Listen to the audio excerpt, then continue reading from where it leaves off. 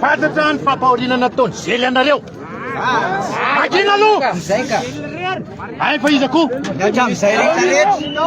Miatra amizay. Makina. Tsy azo averina ntsony zely. Tapitra elo anankiray. Tsy fantatray zany anao fa. Ay, tsy fantatria zany. Firemanese.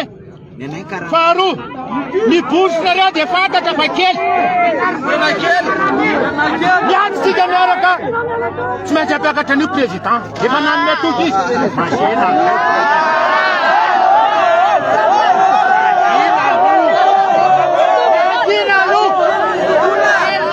Debatelo ah. Makina aloha fahatelo. Eno tsara.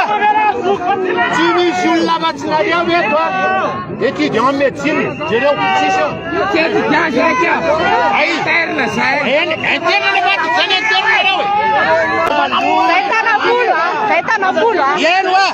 Tanapolo sangoba tanapiro. Fa tanapiro io. Rehefa tsanginina rerak'isa dia inona ary natao e. Tsisy andratrana reto nandray azy. Zay aloha. Naratra ny président-nay maro. Fantatro efa hitako daholo reto. Ny tiako atonavana tsy sanatriany vava hoe anao tsintsinina ny fitakinareo. Tsy sanatriany vava. Efa are zay. Mangina! Mangina! Ay, zany izy. Zao no izy. Izy.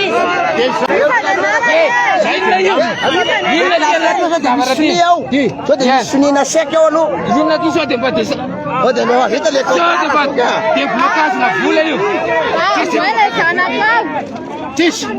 Raha amandeninareo ah dia ampy zay.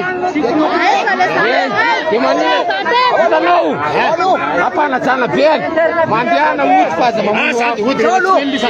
Azoke. Rehefa tsy eny lisa dia ody.